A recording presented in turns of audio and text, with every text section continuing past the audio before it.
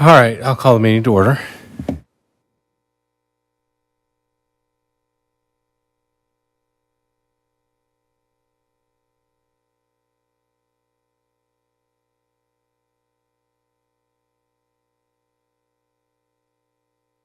Are we properly posted? The meeting was posted according to law. Roll call. President Johnson. Here. Trustee Harding. Here. Trustee Holm. Here. Trustee Moody. Here. Trustee Nugent. Here. Trustee Seeger. Here. Trustee Wisniewski. Here. All right, apologies if I'm a little slow this evening. My iPad's not working, so I'll be running this from my phone. All right. We'll do citizen participation per Village Resolution 2017-01. Anyone wishing to address the village board during citizen participation will be allowed 5 minutes. Your subject must specifically relate to matters under the jurisdiction of the village board, whether on the agenda or not. The village board should not engage in a discussion regarding comments because it was not part of the publicly noticed agenda. Upon conclusion of the citizen participation segment, members of the audience are not allowed further comment unless they're participating in a public hearing or are specifically allowed by a majority vote of the village board due to their involvement in an agenda item. Any public comment? Going once, going twice. All right, close citizen participation. Move on to consent agenda. One motion and a second will approve all the following items. Any item may be pulled from the list and voted on separately. Make a motion to approve the consent agenda as presented. Second. Motion and a second. Questions or discussion on the motion? All those in favor? Aye. Opposed? Motion carries. All right, on to miscellaneous business. Item 1, discussion regarding 2026 budget and the U.S. 250th celebration / recognition plans for the summer of 2026. No packet material. So this is a request I had to put on the agenda.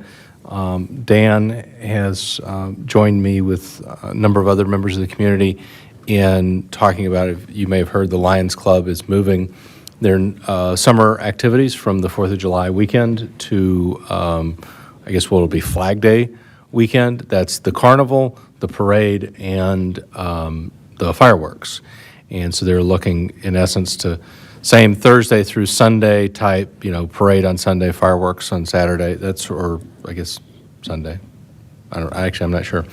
And in the past, and in our 2026 budget, we have normally supported the Lions Club in those fireworks for $10,000, but that leaves the 4th of July kind of open, and there is a group of people who are interested in trying to put something together, but we would be competing, in essence, a bit with the Lions Club and with possible funding, matching and donations from local businesses. So this is an item here to talk about what do we want to do about that, and since that $10,000 is in the budget, is that something that we're tied to the Lions Club, or are we tying that to 4th of July? And so to get the board's input on that. In my opinion, when that was originally passed in front of this board, it was for fireworks. It wasn't for the Lions Club. It wasn't for anything aside from the fireworks celebration. So if that celebration doesn't happen on the 4th, but would happen on the 28th, somewhere near the 4th of July, that makes sense to still fund it. It'd be a tough thing to compete with an organization that tries to do good deeds within the community.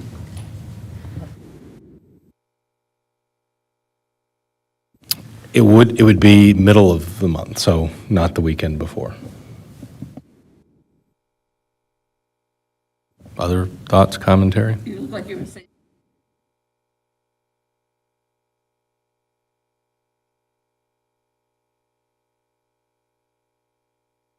So, is there a group looking at doing something on July 4th? There is. Maybe I'm just a little slow on the uptake tonight. Yeah, there's a group that would like to. The challenge is, here we are December 1st this evening, planning and stuff is, in essence, we're 7 months away from that, snow notwithstanding. And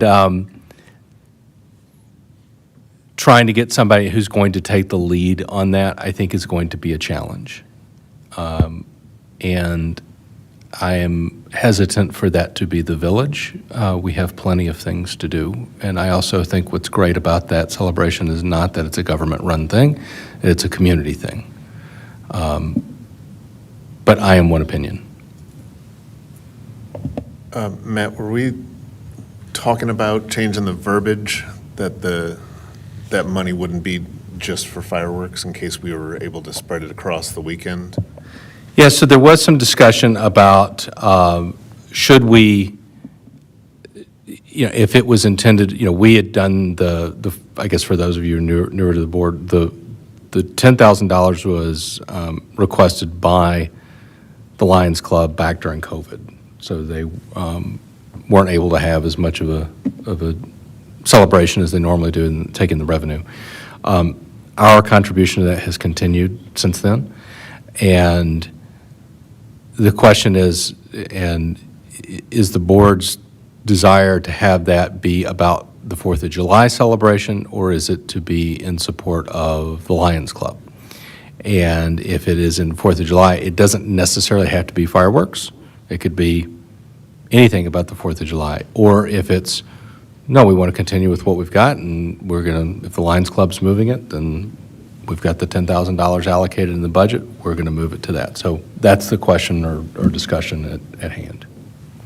And I'm trying to remember if the gentleman from the Lions, I can't remember everything he said, but I thought at one point he said something to the effect of they were expecting the money, regardless of. Yeah, I think that was the expectation. I think the challenge has been, that their decision to move was made shortly before we were ready to pass the budget. So making changes to our budget at that point was kind of moot.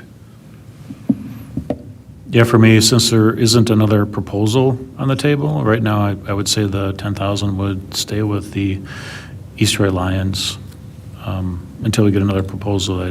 There's no other way for me to look at it. I would agree with Joe, and I also like the idea of we're designating the funds for something specific, the fireworks, and I would like to continue with that. I see it as a very, it's easy to say, yeah, we did this fireworks for the village. Get some credit for that. Yeah, I agree with you, Mary, on that one. I think that there's been a lot of different ideas about what that 4th of July celebration has become. It started out as just a simple 4th of July celebration with a single band tent. Now it's morphed into a music festival. And as it grows and expands, maybe it's not something that we necessarily should be supporting, with alcohol sales and everything else as a government entity. I really like the idea of we're supporting the fireworks display that's happening, or we would be in support of the parade that's happening, but the extenuation of a music festival and everything else like that may happen, as much as I enjoy that and like it, it's not something that I think that we should be funding. I think it should be more of a secular, we support the fireworks, we support the parade, or both of those. It'd be fine. And you three are talking about it would be the fireworks for the Flag Day celebration, because that's when the Lions is. Yeah, I don't think it's date specific, but It'll the be simple celebration of this festival that we've, had an opportunity to have during the 4th of July celebration, but now that date has been moved.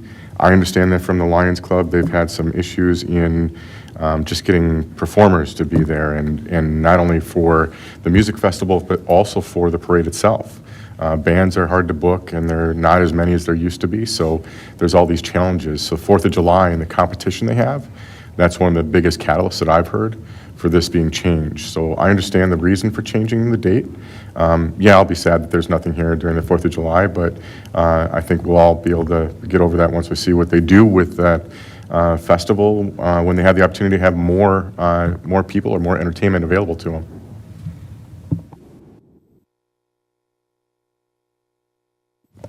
That all makes sense to me. Just coming from a perspective of being in the meetings with Matt,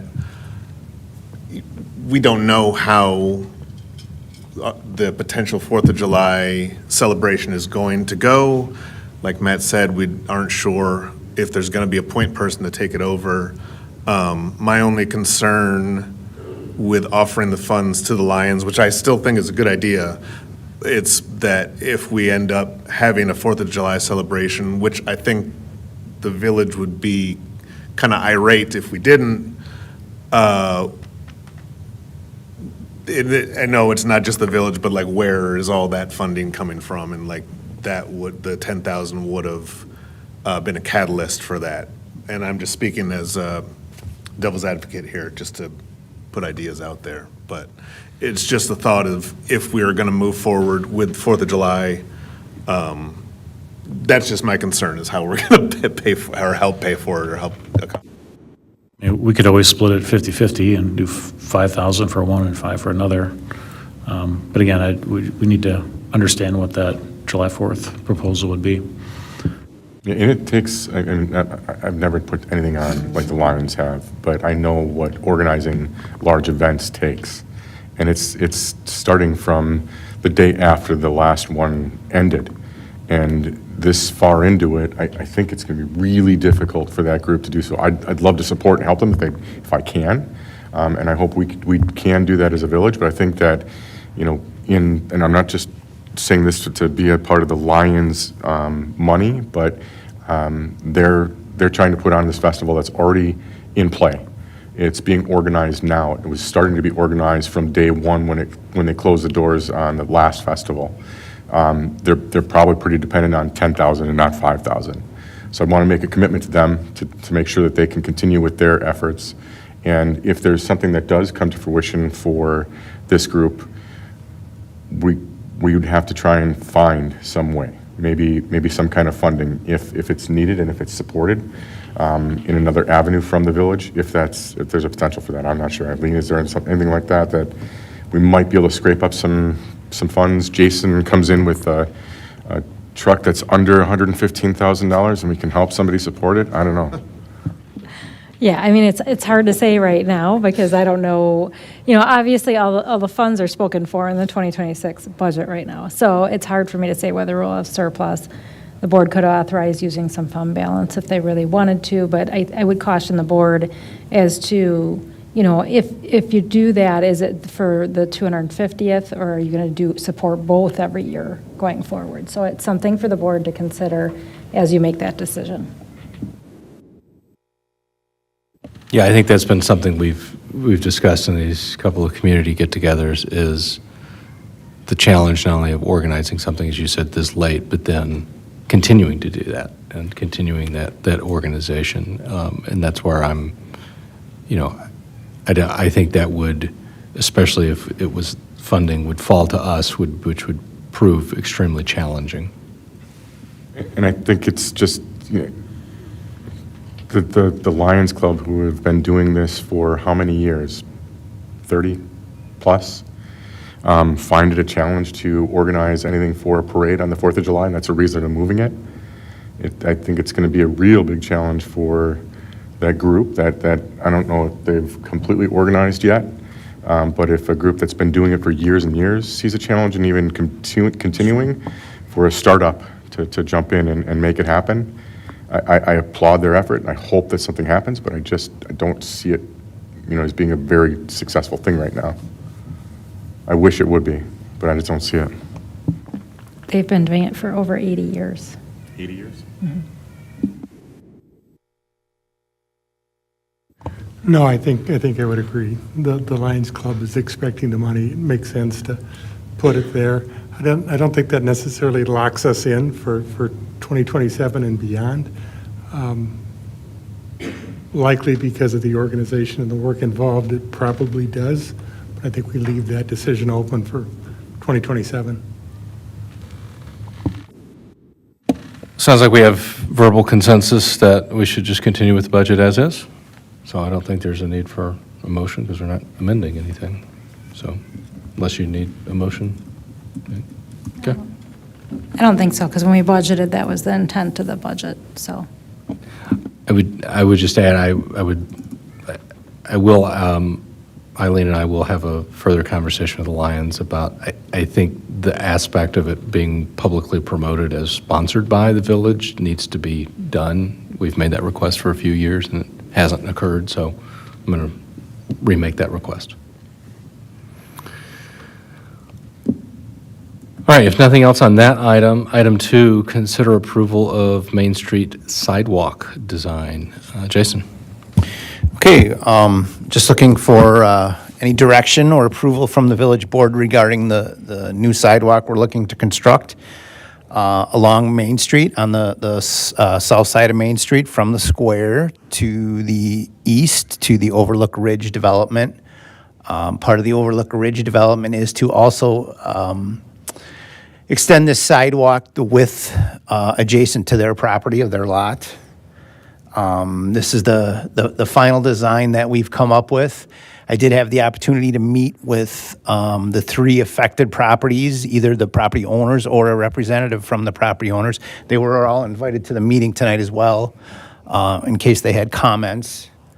We did have a couple of comments from the property owners at 2837 Main.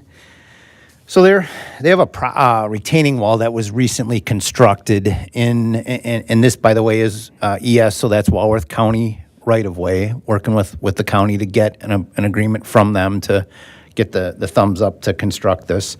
About a year or so ago, the residents at 2837 had constructed a retaining wall adjacent to their driveway in county right-of-way. So Tim has come up with a way to work that into the design and essentially put a return on that retaining wall to make it all look like it belongs and make everybody happy. The residents of that property had 2 requests. They would like the village to pay for that retaining wall work. And I don't know if we have any thoughts on what costs might be on that. You're looking at somewhere, and this is just completely just off the top of my head here, probably in the $2,000 to $3,000 range. It's not a huge cost, but it's nothing either. And then the other request they had is we will be removing a portion of their driveway to grade it, to get it right, to make it work with the new walk. And they have asked that instead of putting asphalt back, we put concrete in place of it because they want to eventually redo their driveway in concrete. So we will have concrete on this project, obviously, for the sidewalk. It's going to be a 5-foot wide concrete sidewalk. So that change is relatively minimal as well. The other thing I did want to bring up is lighting. We had talked about lighting previously, and this corridor just really doesn't work for decorative lighting at this point for 2 reasons. Right now, there actually is a fair amount of light with existing streetlights, and then in this corridor, we had to design around it. There are still wooden utility poles, so unfortunately, the aesthetics of the decorative streetlights would be lost within the wood poles. So I don't feel at this point it makes a lot of sense to spend the money on that.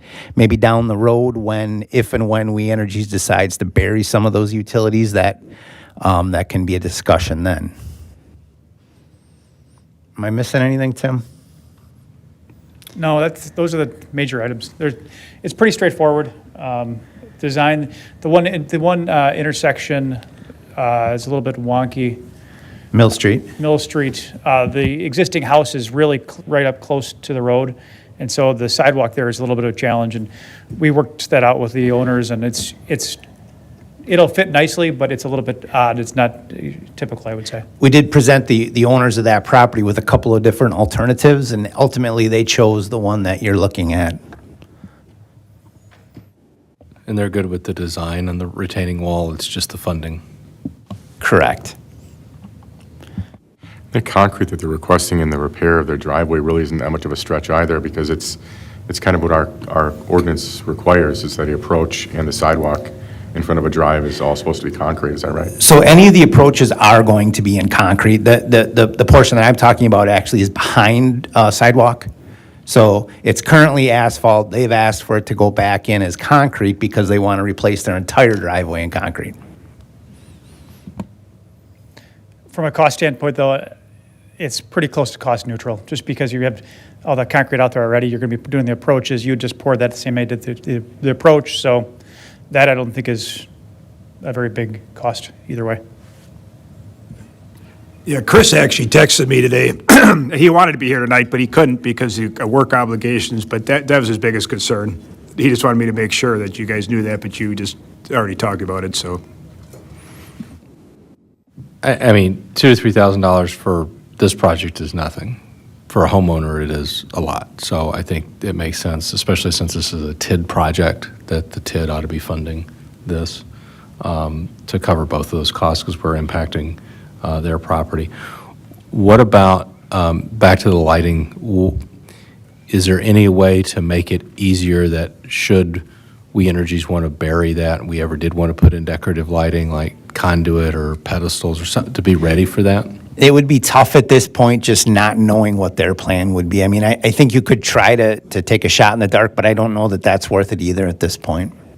The one thing I did forget to mention is at the last meeting, somebody mentioned that one of the properties did recently sell, and I did make contact with the new owner, so they're aware of what's going on. Getting back to the lighting too, the old Cobblestone property is about half of the distance of this, and so not knowing what's happening there makes it tough to really lay out how those should be based on the future use of that.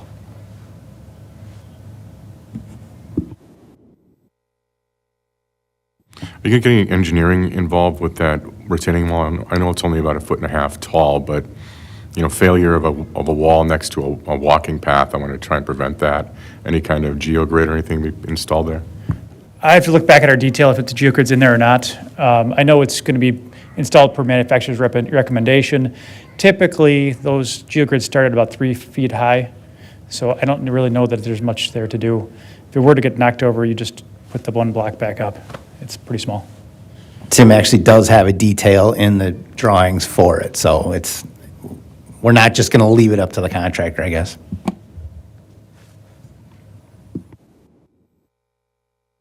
And then just a reminder too, we rolled this into a couple other projects, so we're looking to get this out to bid after the first of the year and construct in 2026 with the corporate circle completion and then the retention pond enhancements also. So we would start right away in the spring? Yeah, again, bid it after the first of the year for the 2026 construction season. We're targeting bringing the package back sometime in February for approval. And I don't know that it starts in spring, but again, sometime, completion by, let's say, October 15 of 26. Would there be any traffic disruption? I think there'll be minimal. I don't see any full closures. Do you? No, I mean. It's a minimum. Just normal construction. You got a concrete Right. truck backing up, but it'll just flaggers and full traffic through. Make a motion to recommend approving the design from Lynch. Is that, in your design includes us paying for those two items? Our design includes that in the bid, and who was paying for it was not, so we'll just put that as part of the project. Okay, so is the motion I clarity? think we have on to the have motion? this, did you have the final discussions with the county yet? I think, we have not, so we will have an agreement to bring back, but I think once you approve we'll bring back bids, right? So once you approve a bid, there'll be a line item in there for the retaining wall, and I think that would be your approval of that. So I think if you talk to the owner, Brian, just that's the direction we're going, is for that approval. You want to know what's going to happen, so. Yeah. I think he'll be fine with it.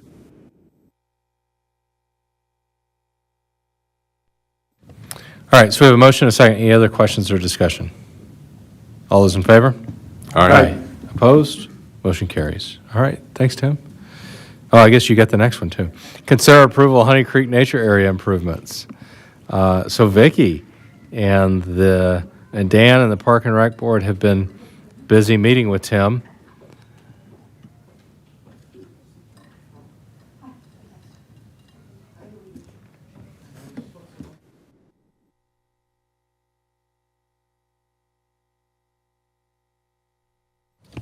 There we go.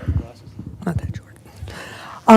We're here for the Honey Creek trails and improvements.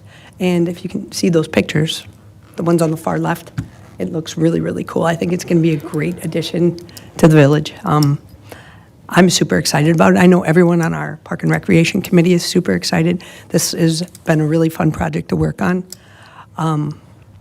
So Tim has brought the plans, and Yeah.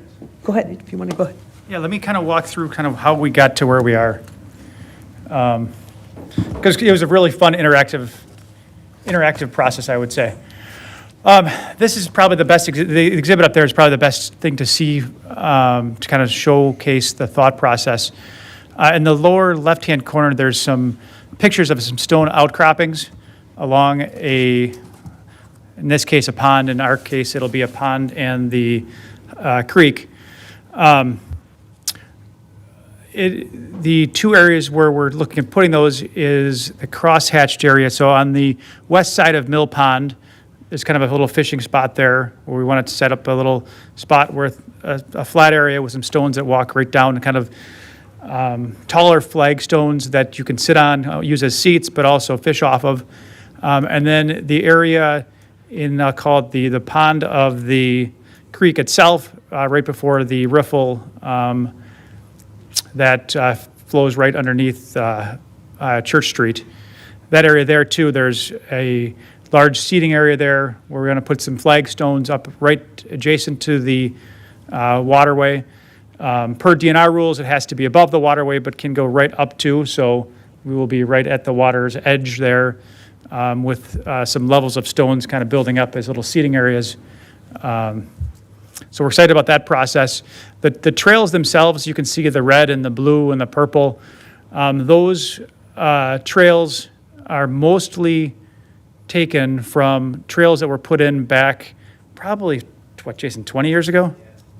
The school had cut some trails in with some noted trees and some other really cool nature things.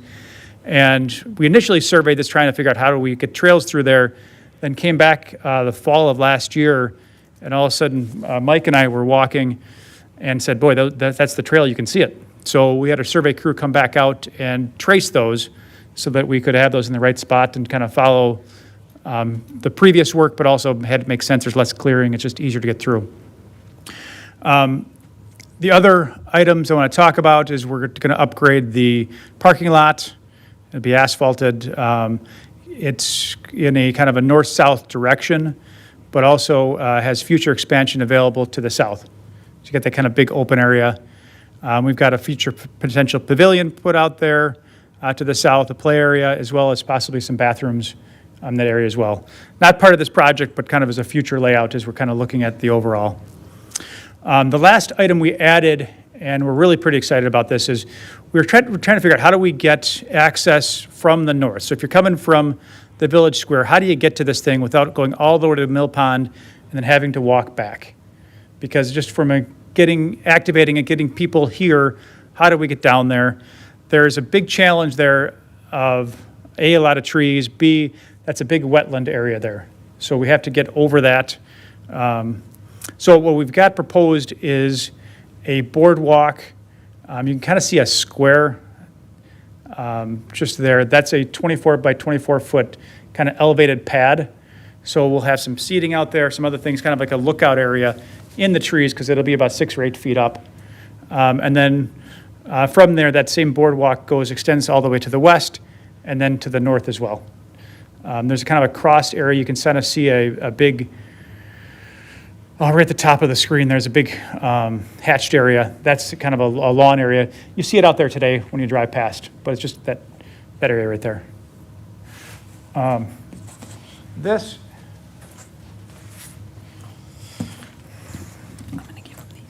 is kind of what the boardwalk will look like. And these are the details. We're working with a company in Clinton, Wisconsin, that does a lot of these type of boardwalks, a lot of bridges actually, for pedestrian style items. So we're really excited about how this is going to turn out when we're there. Then lots of good engineering details too. But Is that synthetic?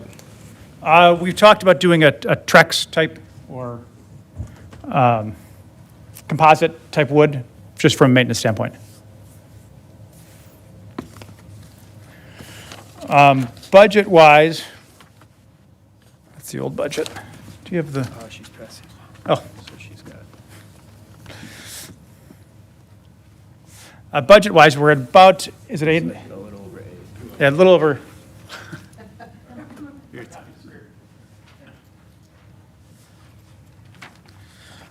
So all the total project budget, including contingencies and engineering and some other items there, is $817,000.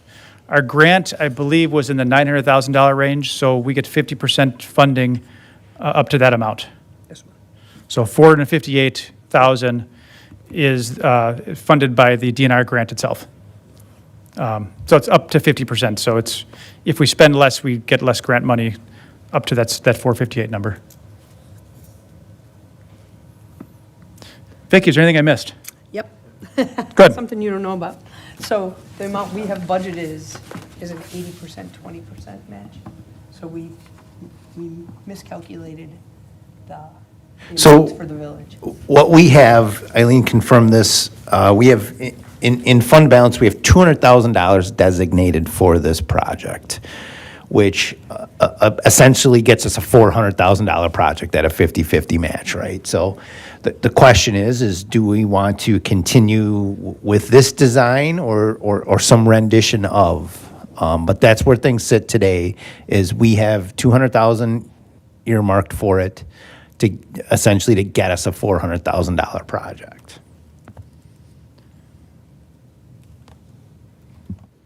And this is construction in '26? That was the plan. So I'm looking at a wonderful maze that you could get lost in, but have a lot of fun with. I like the creativity. I love the boardwalk. Those are, I'm sorry, I like walking on them. They're fun, and it's a good way. But what I'm seeing is something, a very creative use of the space, a lot of access to a lot of the area, which is really good. So I like this. I like what you've done. The design the way it is, and when we continue with the rest of the trails in the village, this will all connect. So I think it's a really great start. And again, just to confirm and to drive Tim's point home, the more we spend, you always want to try to make use of that grant, right? The grant is capped at 458, right? Correct. 458,000. So, but we have to spend 458 to get 458. I do like the enhancements around the mill pond, the parking lot. I see a lot of people using it, and I could see it being used even more with these enhancements.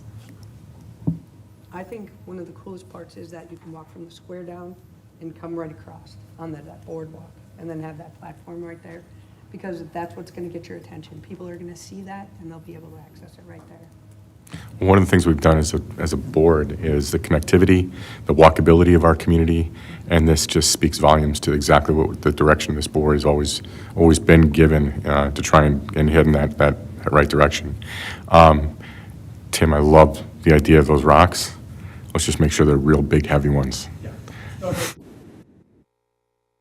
They'll be machine-type move projects. As an overall, when we were working on this grant application with DNR, one of the things we had talked about was in the future, not this project, but in the future, taking out, say, that red trail and extending that all the way over to Town Line. And in my thought process is eventually from Town Line all the way up to the Booth Lake area. But that's more of a Tim thing. Yeah, Phase 2. As Vicki and Jason know, I, before the holiday, went over to the elementary school. They had written letters about Playmore Park and things they would like to see, but many of them also expressed what I went over to talk to them about, especially kids that live in the Honey Creek apartments over there, about more play access areas. And so I'm happy to see the future play area and the future pavilion here. And as you said, we've got the trail, the multi-use trail going in, and to connect all of those things. And as Scott said, we're really trying to tie all this together. Trails has been a big thing we've heard from a lot of our residents. So I love this idea, and I think that we need to find a way, I don't know how, to cover that gap in funding. A question, though, the future play area and the future pavilion, Phase 2. We'll call the Tim's idea Phase 3. Phase 2 there, what are you looking at, just ballpark for those costs? Would that be necessary for that? I don't know that we've gone down the road of really costing those out yet. I don't think we've vetted, and maybe you have more than I have, but vetted what those are. But our thought process was a pavilion, some play equipment to, just to drive usership, and truthfully, some type of bathroom facility as well. Cost-wise, we haven't really dug into that yet. Tim, what's the big difference between the opinion of costs in the packet and the one we just handed out? I mean, other than the bottom line, right? What was the Yeah, big? so the number driving that, we got actual preliminary design from the boardwalk, and got some actually real design, real cost numbers in there versus what we were kind of throwing at a wall. So we feel really good about the cost estimate now that we got that back from them. That boardwalk itself, as far as scoping, it is 8 feet wide, because a lot of that's going to have railings because it's elevated.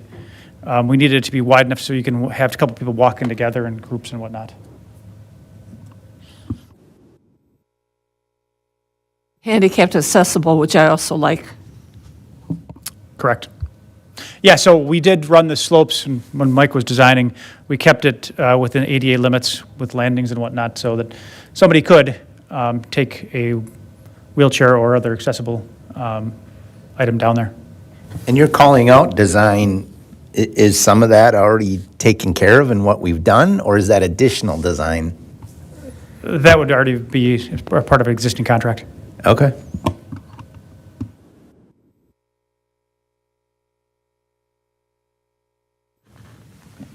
If I ask that we hold on a motion to approve for this evening and have you guys come back, Tim, I don't know if you have to come back out. I think design-wise, and I think we're good. I think we've got to figure out the budget ramifications and have staff come back to us with what does that mean?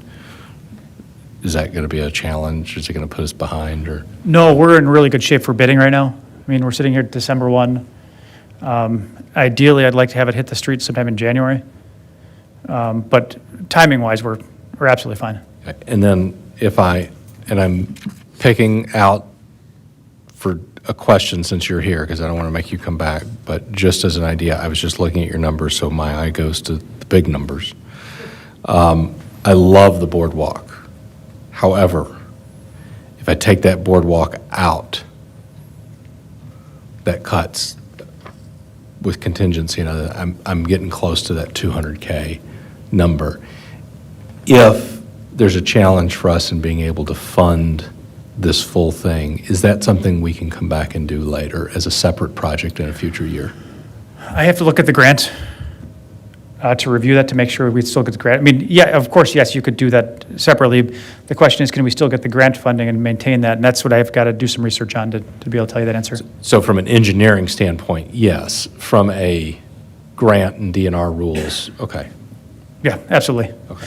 The other option to consider would be taking this out to bid with the boardwalk as an alternate and getting real numbers too. So I think figuring out what we need to do for the grant, because we got to hit that as a requirement, and then what is the gap and what are your guys' recommendations on how we approach this, and then we can have that conversation in 2 weeks. Is everybody good with that? Sure. Okay. This is outstanding work. Sorry to be the budget guy. But this is outstanding work. I really appreciate all the time I know you went to lots of Park and Rec meetings, Tim, and for Park and Rec, all that they've done, so. Excellent, thank you. And I don't know, but Mike from my office has done a boatload of work on this, so. Thank you too, Mike. Yes, thank you. Thanks. Nice job.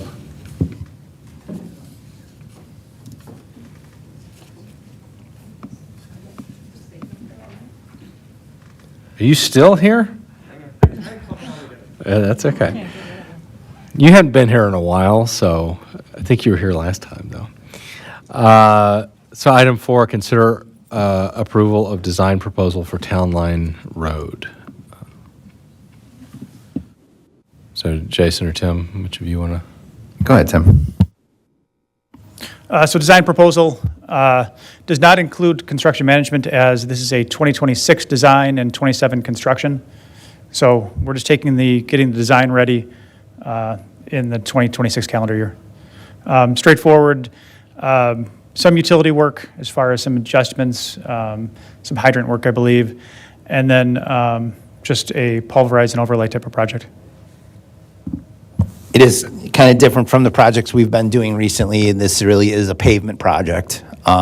We did have some earlier discussions about curb and gutter, things like that, and then we saw some of the pricing and the direction from you all was to do a pavement project here. So really, as Tim said, we're pulverizing the existing pavement, making a few changes, and paving it back.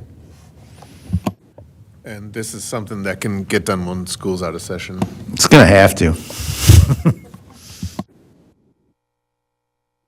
And Jason's already in coordination with the town of Troy on their portion, so.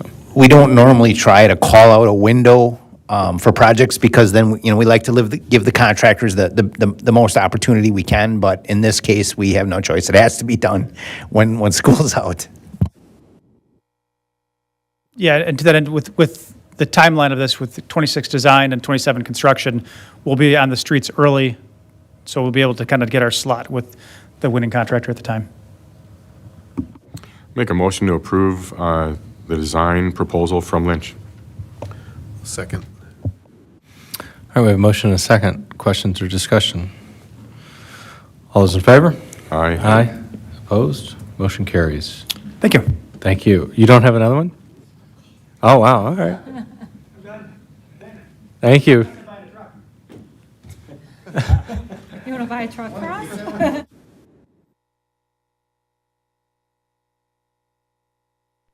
All right, be careful going home.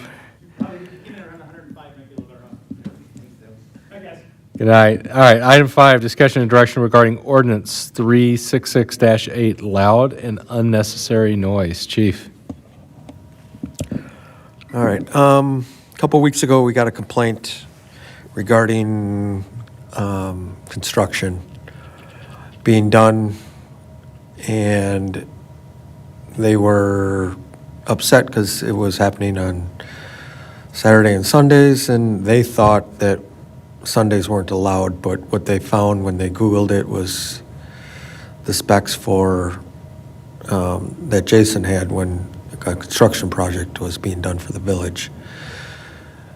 But then when we were looking at the ordinance, our main issue is when you look at it, it says 7 a.m. to 10 p.m. on weekdays. Some people are going to define weekdays as Monday through Friday, and some people are going to say it's Sunday through Saturday. It's every day of the week. I just think that it needs to be defined. We need to get rid of that weekdays, and we need to either say Sunday through Saturday, or if the board decides they want to no construction on Sunday, then no Sundays, or I guess I'm just looking for some direction, because I think that word weekdays in there is confusing. And people are going to define that in different ways. So I looked at a bunch of examples, and a lot of them are the same. A lot of communities have the same, so I just grabbed some that kind of stood out to me, and, like Village Vernon is 7 a.m. to dusk, Sunday through Saturday. Like Mount Horeb has got different times for weekdays and then weekends. And like Horbert does too. Fox Point, you can't do anything on Sundays. My opinion is we need to include Sundays. We do code enforcement here.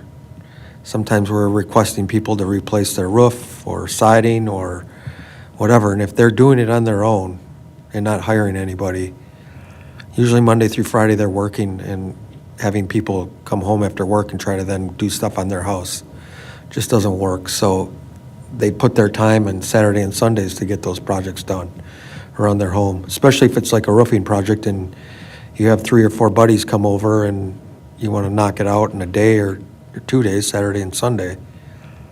I think they should be allowed to do that as homeowners. But I think maybe we should just define some of the times. I think 7 to 10 p.m. is 10 p.m. is late. I think we either say 8 o'clock or dusk or however we want to do it. But I think we need to include Sundays. So, I agree with you 100% on that. I think that the dusk part, this time of year should be a pretty clear indication that that's difficult to say you can't work past 3:30, because that's pretty early. I really like the Village of Hobart timelines. I think that, yes, you're right, 9 PM is a little bit late, maybe go 8. But outside of that, I think those parameters still allow people to get projects done, doesn't interrupt their neighbors' activities too much, hopefully. Yeah, I like the Village of Hobart. is 9 AM a little late, though? Yeah, that's why I said 8 would probably be better, yeah. How about like start time on weekends? 8 AM instead of 9? Yeah, go 8 to 8 and Yeah. 9 to Like 5? Mount Horeb isn't bad, I didn't think. You know, the 7 AM to 8 and then 8 to 8. Yeah, I like the Mount Horeb one, 7 to 8 and 8 to 8.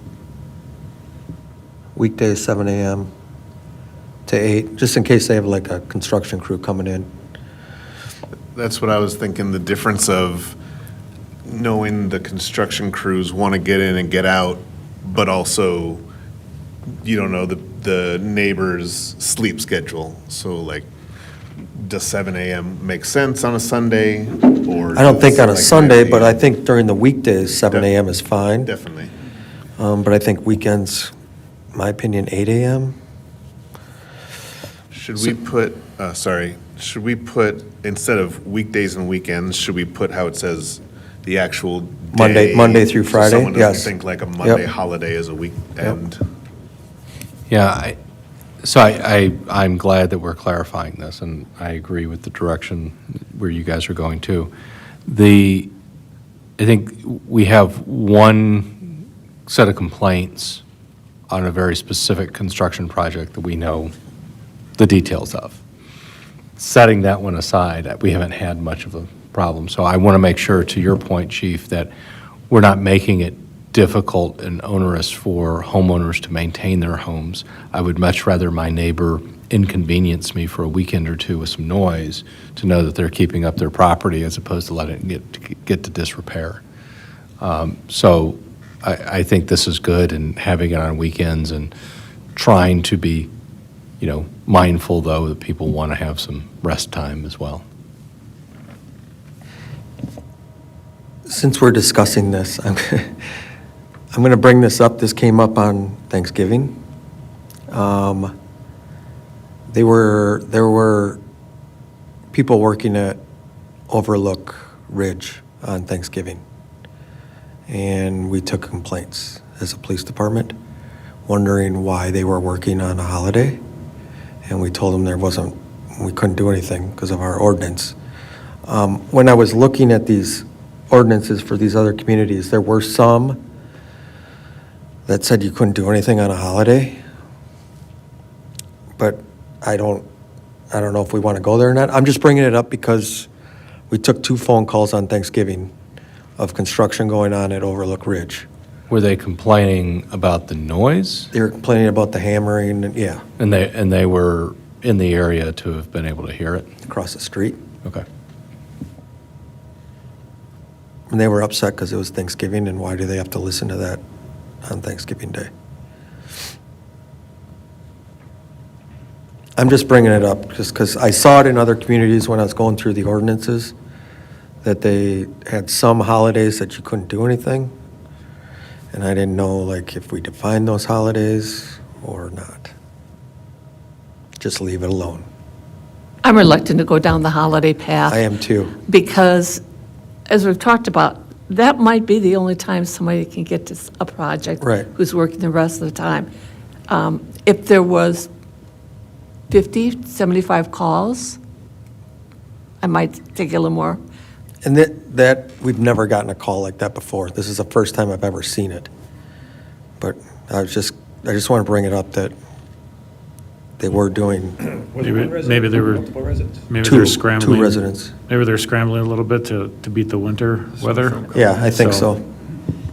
I gotta tell you what, I used to live across the street from the old chief, and he had his house roofed on the 4th of July. And I knew he was a veteran, and the whole idea of having guys work on his roof on the 4th of July, but it didn't faze him. It didn't faze me. It doesn't really make a big difference to me if someone's working on the holiday. I won't do it. But if somebody else feels the need to and they got to get it done, then let them do it. Probably paying holiday time too, so it's not going to be cheap. Yeah, I agree. I think let's solve this this clarification issue. I think you've got direction on, there's defining weekdays as Monday through Friday, weekends, Saturday and Sunday, and then so on the Village of Mount Horeb there, it was 7 to 8 on weekdays. Are we good with that? And then 8 to 8 on weekends, Saturday and Sunday, or? You could do separate days too. You could do Saturday and Sunday, right? Yeah, I don't want to make it too complicated. I don't want to make it confusing, do one Saturday, say 8 to 8, and Sunday 9 to 8. That's just too much. I think just we keep it the same both days. Yeah, I would agree for that. So if we're good with those times that Mount Horeb has, defining weekdays and weekends, specific days, you'll come back with us, to us on the change? I'll send it over to, well, Chris is taking notes, so. Okay. Chris will send it to you some. So I'd be sending it to you tomorrow, so. And if this doesn't work, if we get complaints or, there's more holiday stuff or whatever, we'll revisit the topic. But this at least will clarify this for you guys. All right, sounds good, thank you. Thank you.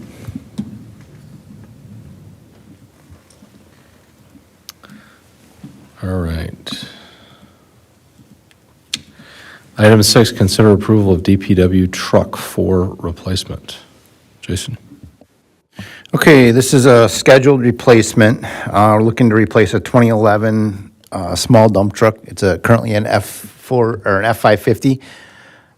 This truck is used for a wide variety of tasks in DPW, from snow plowing to emptying the trash weekly to parks to whatever, picking up brush, whatever a small dump truck is used for. We are transitioning from a diesel engine to a gas engine on this. It's just kind of the trend in this size truck. The diesel engines are just becoming more expensive, and it adds another $10,000 to this price list. So it's a little cheaper to maintain. And again, in a 15-year replacement life, it won't have an effect on it.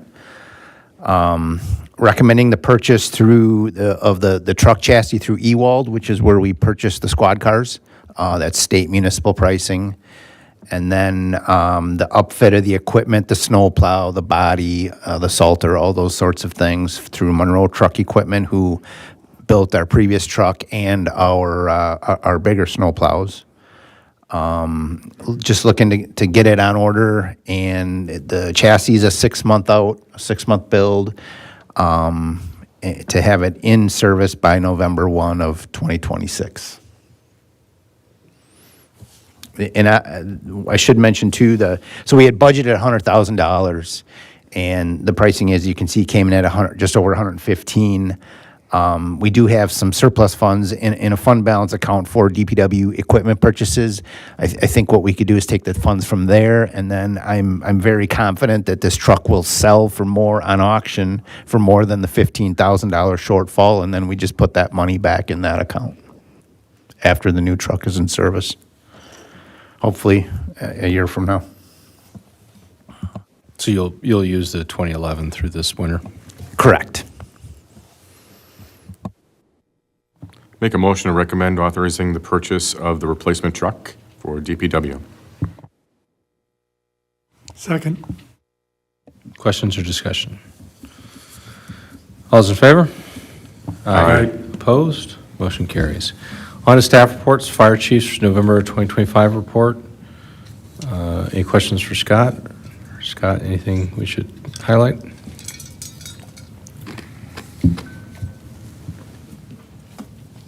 Nothing to really highlight. There was some discussion, and its verbiage is in there. That's about it. Okay.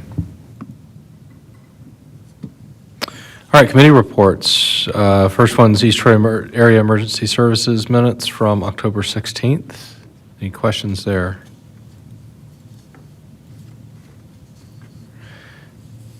Next one, Booth Lake Memorial Park minutes from October 15th. Joe, anything there? No, all's quiet. We're going to try to do ice skating out there this year?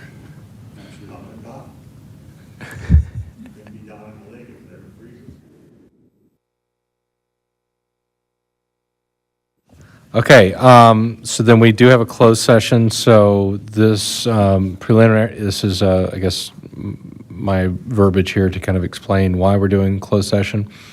It's a discussion as to the need to go to closed session related to contingencies on the offer to purchase property from MLG Investments LLC, specifically related to finding a solution for the Business Park Association in TID 4, a proposed development in terms to that development on village-owned property in TID 4, as well as an offer to purchase property from the village located in TID 4. John, you left your water bottle. I can grab it. Better get it, we're closing shop in here.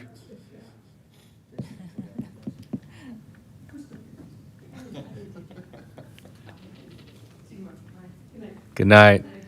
So I will move that we go to closed session pursuant to Wisconsin Statute 1985 1E to discuss the village's bargaining postures and negotiation strategies with respect to contingencies in the offer to purchase property from MLG Investments LLC, preliminary negotiations related to proposed development on village-owned property located on Highway 120, and an offer to purchase property. All transactions being discussed are related to TID 4. Second. Roll call vote, please. President Johnson? Yes. Trustee Harding? Here. Trustee Holm? Yes. Trustee Moody? Yes. Trustee